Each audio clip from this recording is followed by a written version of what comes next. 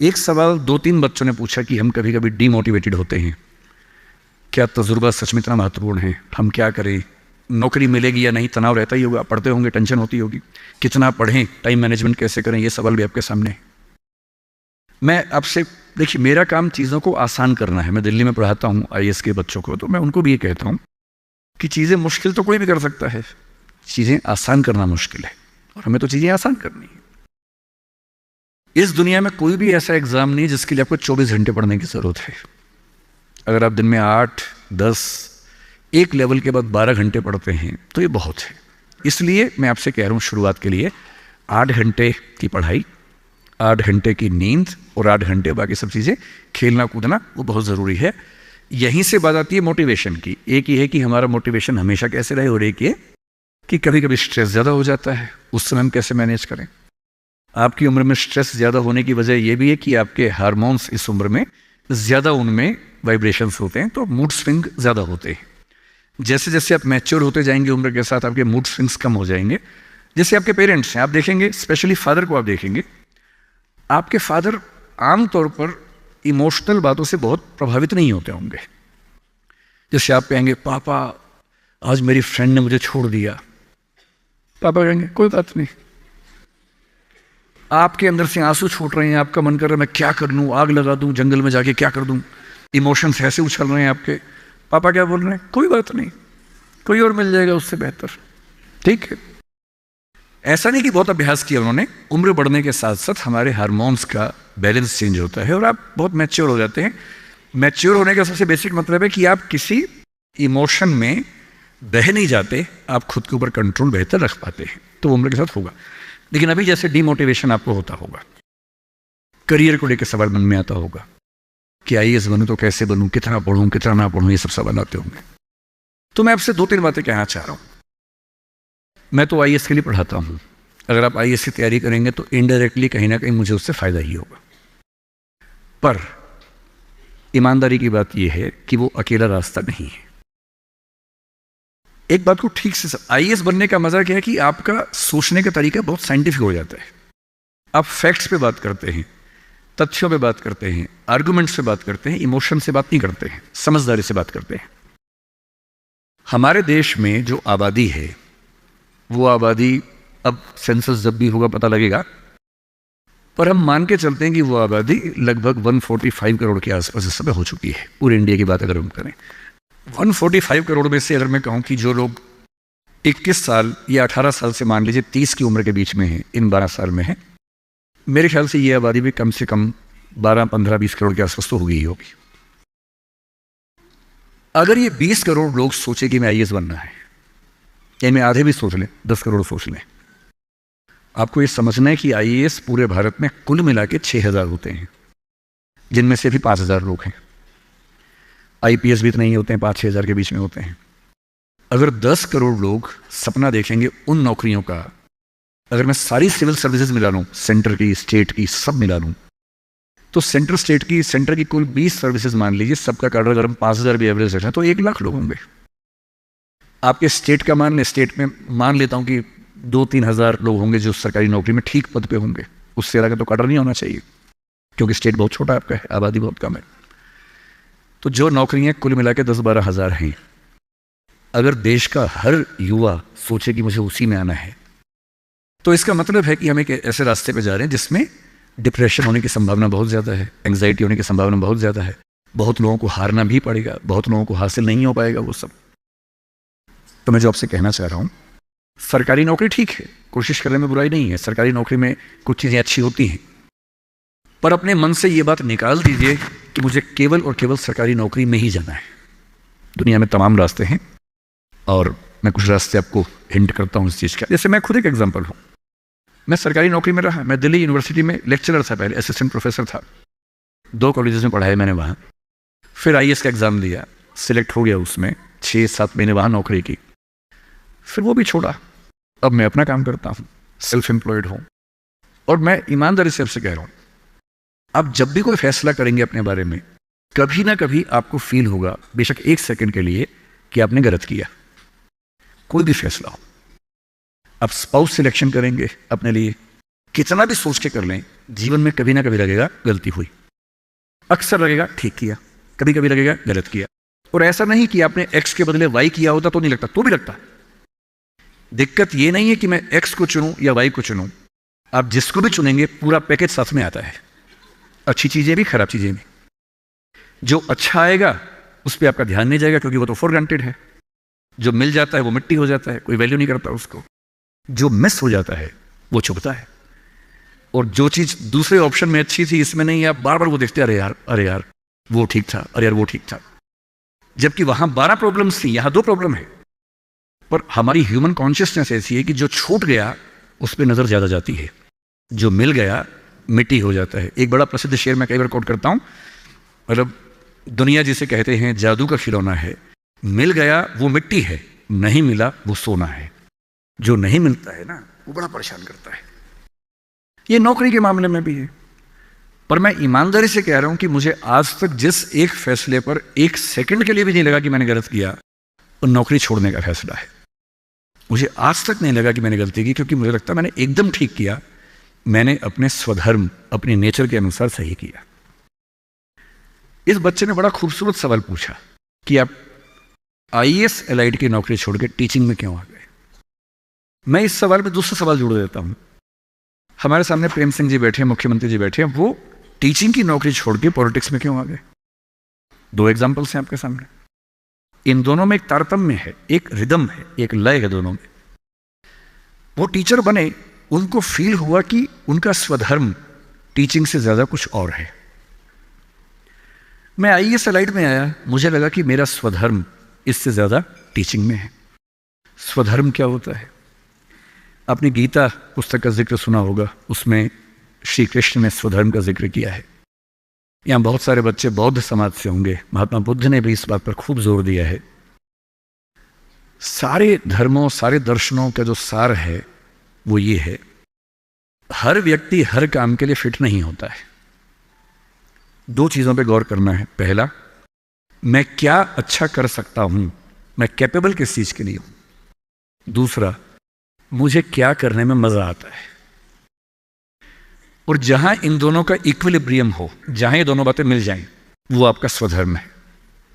यानी जैसे मैं सिंगर बनना चाहता था, पर मैं इतना गंदा गाता हूं कि मैं जब घर में गाता था मेरे पेरेंट्स बोले तो मैं भारतीय सेना में चले जाना चाहिए, बिना बंदूक के विदेशी की तरह देख के गा देना, बस वैसे ही मर जाएंगे सारे के सारे। सही बात है भाई, ये भी ठीक बात है। तो मेरा मन था कि मैं सिंगर बनूं, पर गला कौवे जैसा भगवान ने दिया, कोयल जैसा नहीं दिया, तो मैं सिंगर नहीं बनूंगा। मेरे मन से क्या होता है, अच्छा लगने से क्या होता है भाई, सुने भी तो कोई मेरी बात को, मेरे गाने को सुने भी तो सही कोई। तो मेरा मन क्या करता है काफी नहीं है। 2 चीजें हैं, मैं क्या कर सकता हूं। मैं बचपन से स्कूल में डिबेटिंग करता था, मेरे पेरेंट्स ने मुझे बड़ा सपोर्ट किया, और बचपन से ही मेरे पेरेंट्स ने, टीचर्स ने कहा कि तुम कुछ ऐसा करना कि मंच पर रह सको, पॉलिटिक्स में जाओ, एमपी बनो। तब मेरा मन भी पॉलिटिक्स में आने का था, स्कूल लाइफ में बहुत ज़्यादा मन था उस समय, बाद में नहीं रहा। तुम पॉलिटिक्स में जाओ, तुम वकील बनो, क्योंकि जब कोर्ट केस लड़ोगे तुम्हें बोलने की ताकत भगवान ने दी है, उसका इस्तेमाल करो। या टीचर बनो। टीचर की छवि हमारे समाज में बहुत अच्छी नहीं होती थी, हालांकि मेरे पेरेंट्स टीचर ही हैं दोनों, पर हमारे समाज में टीचर की छवि होती है। और हमारे देश का दुर्भाग्य है कि जो प्रोफेशन देश को गढ़ता है उसकी छवि बहुत अच्छी नहीं है। टीचर बनना बहुत लोगों का सपना नहीं है, मेरा तो है। और मेरा स्वधर्म, मैंने महसूस कर लिया कि मेरा स्वधर्म टीचिंग है। और स्वधर्म का मतलब वही 2 बातें जो मैं कर सकता हूं और जो मैं करना चाहता भी हूं। आपके मुख्यमंत्री जी अच्छे टीचर रहे होंगे, पर उनको बार बार मन में आता होगा कि मैं जनता के बीच जाकर उनके साथ काम करके क्यों ना कुछ ऐसा करूं कि पॉलिसी मेकिंग में आऊं। उनका स्वधर्म उनको वहां खींच के ले गया, तो उन्होंने वो किया। और इस दुनिया में जो भी सफल इंसान आपको देखे, कोई भी सफल व्यक्ति देखे, किसी भी फील्ड का हो, आप हमेशा देखेंगे वो वही व्यक्ति है जो अपने स्वधर्म पे चल रहा है, जिसने वही रास्ता चुना जो उसकी क्षमताओं यानी कि कैपेबिलिटीज और उसके इंटरेस्ट यानी कि उसकी इच्छाओं से मैच करता था। तो आप सबसे मैं कह रहा हूं कि आईएएस या पीसीएस या सरकारी नौकरी की अंधी दौड़ में मत दौड़िए। मैंने बहुत सरकारी नौकरी वालों को देखा है दुखी रहते हुए। सरकारी नौकरी में है, अच्छा वेतन है, तभी दुखी है, क्योंकि वो नहीं कर पा रहे जो दरअसल करना चाहते थे। सरकारी नौकरी में क्या होता है? सुरक्षा मिलती है, सेफ्टी होती है, सिक्योरिटी होती है, सम्मान मिलता है, समाज के लोग पूछते हैं आपको कि आप सरकारी नौकरी में हैं। गस्टेड ऑफिसर होंगे तो स्टैंप लगा के साइन करने की ताकत आ जाती है। आप जज हैं तो आपकी बात में वजन होता है। आप IAS IPS है तो आप पूरा राज्य या देश चला रहे हैं। तो ताकत तो है, अच्छा है, सुरक्षा बहुत ज्यादा है। सबसे पहले ध्यान से सोचिए कि आप अपने जीवन से चाहते क्या हैं। मैंने जब नौकरी की तो मैंने फील किया कि इस नौकरी से मेरी जो मूल ज़रूरतें हैं वो पूरी हो नहीं पा रही। क्या ज़रूरतें हैं? मुझे अच्छा लगता है कि मैं खूब पढ़ूं और मंच पे खूब बोलूं। वहां कहा कि आप मंच पे जा ही नहीं सकते। कोड ऑफ कंडक्ट, मन कर यार जिस चीज़ के लिए पैदा हुआ वही नहीं कर पाऊंगा मैं तो। फिर दिन भर फाइलों में काम करना है। अब फाइलों में काम करना अच्छा लगता है कई लोगों को, मुझे नहीं अच्छा लगता, मेरा नहीं है ऐसी रुचि है, तो मैं क्या करूं। मेरा मन करता है कि मैं खूब पढ़ूं, गहरी चीज़ें पढ़ूं। वहां तो वही पढ़ना है जो सरकार के हिसाब से चीज़ें आती हैं, उसमें कोई बहुत क्रिएटिव स्कोप नहीं होता है। तो मैं कुछ महीनों में समझ गया कि ये मेरे बस की बात नहीं है। और मैं आपसे एक लिटमस टेस्ट कहता हूं, अपने पेरेंट्स से अकेले में बात करना। देखिए मैं बहुत ज़्यादा बोलता हूँ, जब आपको लगे ज़्यादा हो गया आप इशारा कर देना, मैं चुप हो जाऊँगा वहाँ पर, है ना। मैं भूल जाता हूँ कि मैं कितने घंटे बोल चुका हूँ तो आप हिंट कर दीजिएगा। आज घर जाके अपने पेरेंट्स से बात करना और एक बात पूछना उनसे, अकेले में बात करना, सबके सामने नहीं। स्पेशली अगर आपके पापा किसी नौकरी में हैं या मम्मी नौकरी में, जो भी नौकरी में, उनसे पूछना, उनसे कहना कि पापा आप नौकरी में खुश हो, ये बोल के चुप हो जाना।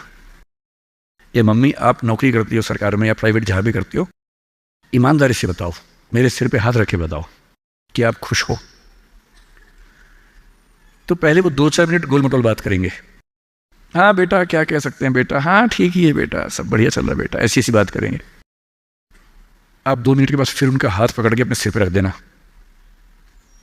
अब बोलना, आपको मेरी कसम में झूठ बोला तो मर जाऊंगी, मर जाऊंगा।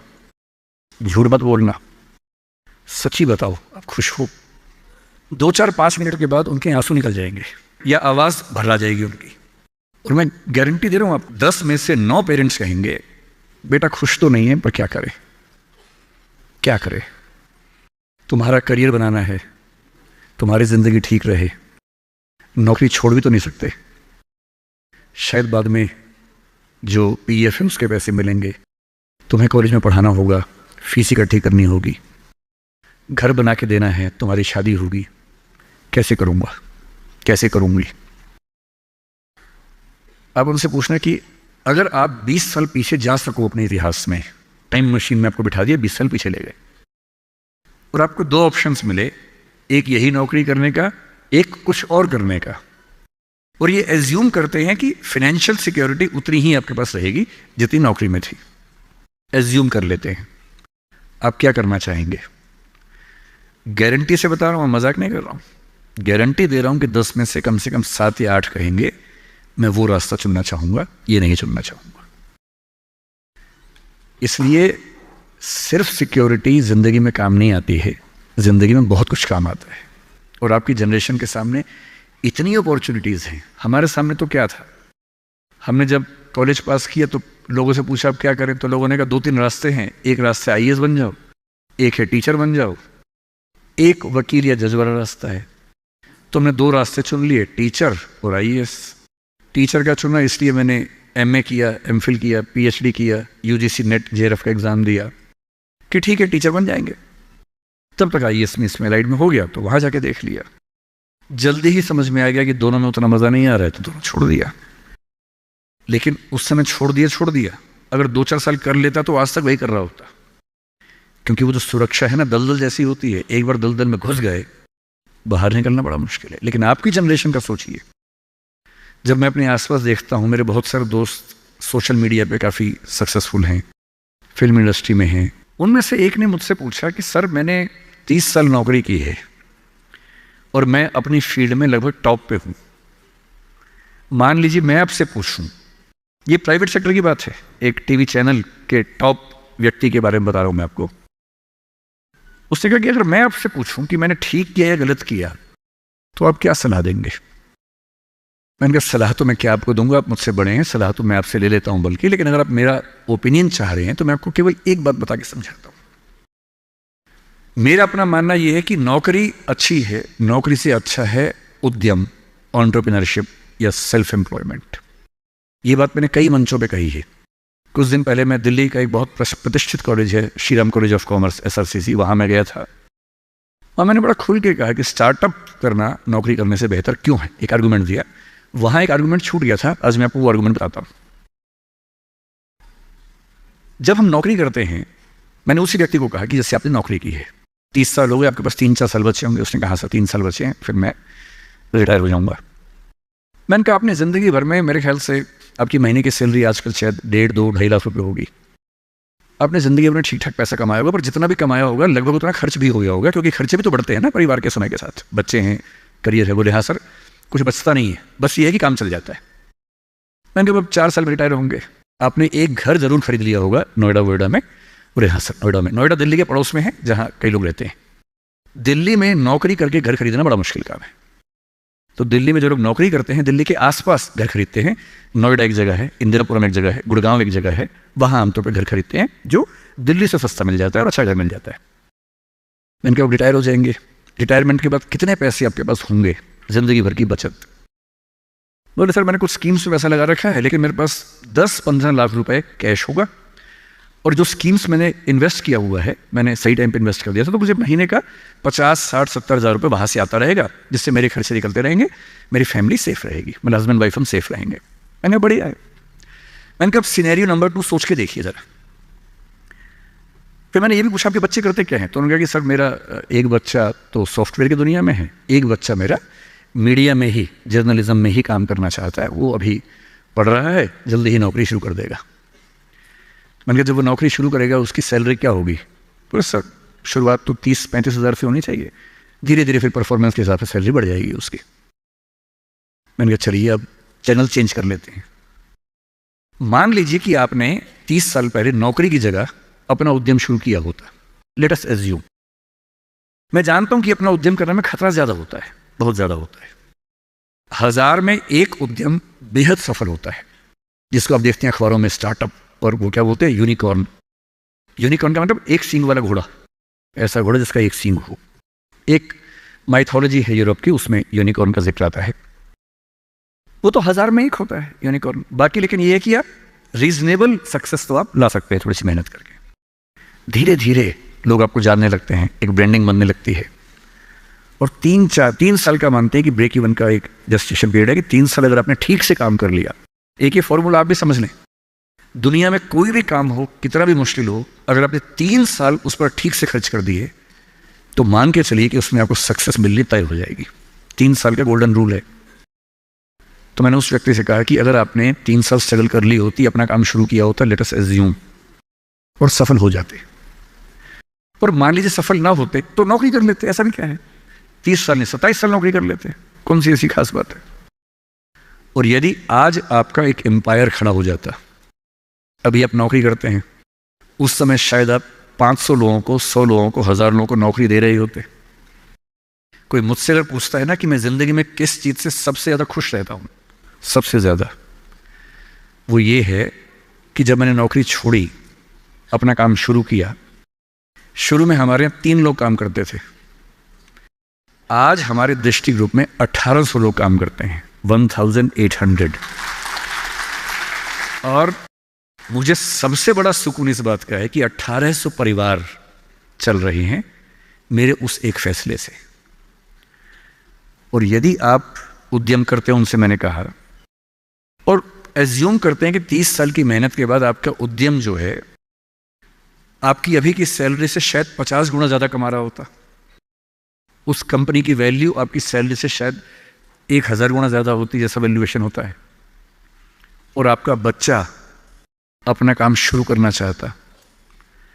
आज आप 2.5 लाख रुपए कमाते हैं, आपका बच्चा 30,000 से शुरू करेगा, पूरी स्ट्रगल वैसी की वैसी करेगा। अगर आप उद्यमी होते, आपका बच्चा वहां से शुरू करता जहां आपने छोड़ा है, और पूरी एक पीढ़ी की मेहनत आपको एक्स्ट्रा मिलती जो अब नहीं मिलेगी। इसलिए नौकरी अच्छी है, पर नौकरी इतनी अच्छी भी नहीं है कि उसके लिए पागल हो जाना है। करेज क्यों नहीं आ सकता हमारे अंदर, साहस क्यों नहीं आ सकता है? कम से कम एक चांस लेने के लिए, खतरा उठाने के लिए, ट्राई करने के लिए क्यों नहीं कोशिश करनी चाहिए? और इसलिए मैं आप सबसे जो कहना चाह रहा हूं वो ये, अपने स्वधर्म को ठीक से पहचानिए। आप जीवन से क्या चाहते हैं ठीक से पहचानिए। अगर आप चाहते हैं पैसा कमाना, तो सबसे अच्छा है अपना उद्यम, अपना स्टार्टअप, अपना बिजनेस, अपना काम, सेल्फ एम्प्लॉयमेंट। अगर आप चाहते हैं पावर कि मैं कुछ करूं तो दुनिया को दिखे, तो सिविल सर्वेंट बनिए, जज बनिए, पॉलिटिक्स में आइए। पॉलिटिक्स एक ऐसी चीज है जहां आप समाज को सबसे ज्यादा बदल सकते हैं, सबसे ताकत के साथ बदल सकते हैं। यदि आपको चाहिए जीवन में शांति, सुकून, तो फिर एक ऐसी नौकरी या एक ऐसा उद्यम जैसे खेती का काम। आप तो सिक्किम में रहते हैं, मैं कल आते हुए रास्ते में सोच रहा था कि सिक्किम के युवा अगर अपना स्टार्टअप शुरू करें ऑर्गेनिक फार्मिंग का ही, आपको अंदाजा नहीं है दिल्ली में क्या हाल है। दिल्ली में किसी शॉप के ऊपर लिख दीजिए ऑर्गेनिक फार्मिंग के प्रोडक्ट्स मिलते हैं, वहाँ लाइन लग जाती है, लोग पागल हो जाते हैं। वो केमिकल पेस्टिसाइड्स और केमिकल फर्टिलाइजर्स खा खा के इतने पगला चुके हैं हम लोग, जिस शॉप पे लिखा हो ऑर्गेनिक प्रोडक्ट्स, मतलब अजीब हाल हो जाता है। सिक्किम के युवा, जब आपका स्टेट दुनिया का पहला स्टेट ऐसा है जहां ऑर्गेनिक फूड मिलता है सिर्फ, आपके पास तो दी हुई ब्रांडिंग है पहले से, उस ब्रांडिंग का इस्तेमाल करके अगर आप दिल्ली में, और दिल्ली ही क्यों, दुनिया भर में आजकल तो एक एप्लीकेशन बनानी है, ऑनलाइन ऐप बनानी है, दुनिया भर में प्रोडक्ट सेल करना है। और अगर आप ऐसा कोई प्रोडक्ट लाएं और सिक्किम में 10-20 यूनिकॉर्न खड़े हो जाएं, यूनिकॉर्न का मतलब है एक ऐसी कंपनी जिसकी वैल्यू $1 बिलियन की है। $1 बिलियन का मतलब आज के ज़माने में होता है लगभग 10,000 करोड़ रुपए या 9,000 करोड़ रुपए। वैल्यू, इनकम नहीं, वैल्यू, कंपनी की वैल्यू इतनी है। और ये आजकल बहुत मुश्किल नहीं होता है, बस 2-3 साल की गंभीर स्ट्रगल। फिर कल मैं एक बात और सोच रहा था, जब मैं बागडोगरा से यहाँ आया, मैंने कल महसूस किया कि जो north eastern part of country है, जिसमें सिक्किम भी है, बाकी राज्य भी हैं, हम तो दिल्ली में रहते हैं। मुझे दिल्ली से कहाँ जाना होता है, मैं बॉम्बे अक्सर जाता हूँ, इलाहाबाद जाता हूँ, लखनऊ जाता हूँ, जयपुर जाता हूँ। जहाँ भी जाना होता है, अगर मैं सड़क से जाऊँ तो कुछ घंटे, बॉम्बे तो अब 12 घंटे का हो जाएगा, पहले 24 घंटे का था। और फ्लाइट हर जगह की है, फ्लाइट में बैठे 2 घंटे बॉम्बे, 1 घंटा इलाहाबाद, आधा घंटा लखनऊ, आधा घंटा जयपुर, बात खत्म, पहुँच गए। अब मैं सिक्किम आना चाह रहा हूँ, कल को शायद मैं अरुणाचल जाना चाहूँ, नागालैंड जाना चाहूँ, मैं बहुत आसानी से पहुँच नहीं पा रहा हूँ। ये दिक्कत तो सब लोगों के साथ है। आपका दिल्ली के साथ, देश के बाकी हिस्सों के साथ कांटेक्ट इतना कमज़ोर है, चिंता की बात है। पर ये चिंता केवल सरकार के लिए क्यों है, एक रास्ता भी तो है। कल मैंने रास्ते में एक चीज़ सोची, आपसे शेयर करता हूँ, शायद आप में से इस रास्ते पर चलना चाहे। हवाई जहाज़ तो उसके लिए बहुत बड़ी पट्टी चाहिए होती है। मुझे पता है कि यहाँ पड़ोस में एक हमने एयरपोर्ट बनाया है जो मौसम की वजह से कम चल पाता है। हेलीकॉप्टर एक बहुत बड़ा स्ट्रक्चर होता है जिसको मैनेज करना आसान नहीं होता है। अगर आप टेक्नोलॉजी को ठीक से समझते हो तो अभी दुनिया के कुछ देशों में एक्सपेरिमेंट्स हुए हैं, एक्सपेरिमेंट सक्सेसफुल हो चुके हैं। आप यूट्यूब पर सर्च कीजिए, मिल जाएंगे आपको। क्या एक्सपेरिमेंट है? एयर टैक्सी का, हवाई टैक्सी। कई कंपनियों ने अलग अलग तकनीक से ये प्रयोग करके देख लिया है। ऊबर इस पे कुछ एक्सपेरिमेंट्स कर रहा है। हमारे प्रधानमंत्री श्री नरेंद्र मोदी की बात भी ऊबर कंपनी के मालिक से 3-4 साल पहले हुई कि ऊबर टैक्सी हम चलाएंगे, एयर टैक्सी चलाएंगे दिल्ली में जल्दी ही। दिल्ली से गुड़गांव जाने में 1 घंटा लगता है, एयर टैक्सी 8 मिनट लेगी मैक्सिमम। टैक्सी कैसे काम करेगी? आपने ड्रोन देखे हुए हैं, हेलीकॉप्टर भी तो इस तरह का ड्रोन ही होता है। एक कार जैसा इंस्ट्रूमेंट है जिस पे 4 पंखे लगे हैं, वो ड्रोन बन के उड़ता है और एक जगह से दूसरी जगह ले जाता है। बैटरी ड्रिवन चीज़ें भी आने शुरू होने वाली हैं जो कि बहुत कॉस्टली नहीं पड़ती हैं ऑपरेट करने में। मैं कल ही सोच रहा था कि नॉर्थ ईस्ट में अगर कुछ ऐसे युवा हो, कुछ सिक्किम में हो, कुछ अरुणाचल में हो, नागालैंड में हो, त्रिपुरा, मिजोरम, मेघालय में हो, और मिलके कुछ ऐसी कंपनियां बनाएं सरकार की पॉलिसी से बात करके, और मेरे ख्याल से सभी राज्यों के मुख्यमंत्री दिल्ली में बात करेंगे। सिविल एविएशन मिनिस्ट्री से, होम मिनिस्ट्री से परमिशन जो रिक्वायर्ड है वो लेने के बाद ऊबर जैसी कंपनियों से टाई अप करके जैसे भी करना चाहें, अगर हमारे पास एयर टैक्सी का एक अच्छा मॉडल बन जाए। कल जब मैं तीस्ता के पास से निकला, मैंने अपने ड्राइवर साहब से पूछा, क्योंकि पुल 1-2 टूट गया बता रहे थे, बहुत मिट्टी मलबा जमा था। मैंने उनसे पूछा कि जैसे नदी के सामने जो गाँव है, अगर मुझे यहाँ से वहाँ जाना हो, पुल तो टूट गया, कैसे जाएंगे? उन्होंने बताया कि यहाँ से वहाँ जाने के लिए 50 किलोमीटर पीछे जाके एक पुल पार करके आना पड़ेगा क्योंकि अभी पुल टूट गया है।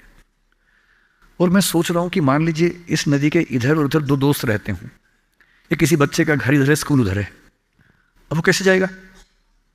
और ऐसा क्यों ना हो कि इस राज्य की भौगोलिक स्थितियों को देखते हुए हमारे पास एयर टैक्सी के छोटे छोटे मॉडल्स बहुत जगहों पर हों, जो बहुत कम फीस पर वो सारा डिस्टेंस ट्रेवल करने में हेल्प करते हों। और ये उद्यम बाकी राज्यों के लोग यहाँ के करें, क्या इससे बेहतर नहीं है कि सिक्किम के बच्चे ये उद्यम करें? और सिक्किम के टूरिज्म के डेवलपमेंट में सिक्किम को फायदा हो, ये तो होना ही चाहिए। इसलिए मेरा आप सबसे रिक्वेस्ट ये है, आपको सिविल सर्विस की तैयारी करनी मैं बता ही दूंगा, वो तो मेरा काम है ही, मैं रोज़ वही बताता हूँ। तो मैंने अभी तक आपके 2 सवालों को एड्रेस किया, एक अंतिम सवाल टीचर्स वाला और एक थोड़ा सा मोटिवेशन लेके बात समाप्त करूंगा, क्योंकि मुझे अंदाजा है कि काफ़ी ज़्यादा हो गया होगा।